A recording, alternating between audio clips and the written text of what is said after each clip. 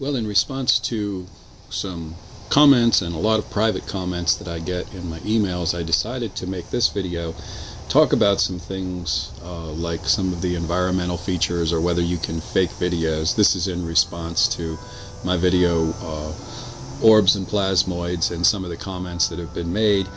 And what I'm calling this is Ghost Walk, because every morning my cats and I, we walk through the neighborhood, and one of the places we walk is in the cemetery. And there's a question, are your photos real? My photos are real. Do they have environmental factors in them? There's a possibility that some of them could have environmental factors. But can orbs be faked? Well, let's take a look at this one here. This is a magnificent picture, not of an orb, but of actually the full moon that was just taken with a digital camera and then blown up really big. So you can fake these things, and you can get them accidentally as well. For instance, here's a picture that in the distance you see a little bit of a light, and here's a little one, a little bit darker, and the close-up of that seems to be like a really good orb. But what it actually is a porch light behind some trees at a particular house. And we see these kinds of things as we're taking our walks every morning. Here's one of our favorite resting places, not our final resting place, of course, but one of our resting places in the cemetery. And there's my cat Ezekiel. Now if you look around at the photo, you do not see any orbs.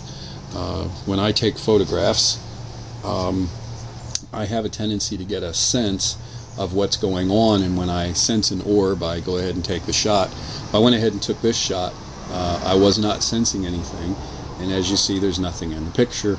My cats and I like to walk around. Here comes Shiloh and Templeton behind her walking down this little walk, and then everybody just kind of mills around here in the little space to the right. I have a tendency to just kind of sit there with the cats for a while, but as I went up into the cemetery, I got a sense of just a foreboding, a kind of fear, and I snapped this photograph. Now this photograph was taken at the same time, just within a couple minutes of where we were sitting on our wall, and you noticed that there was no atmospheric disturbance, there was no fog of any kind, and yet when I pick up a sense of something is going on, then suddenly here we have the fog.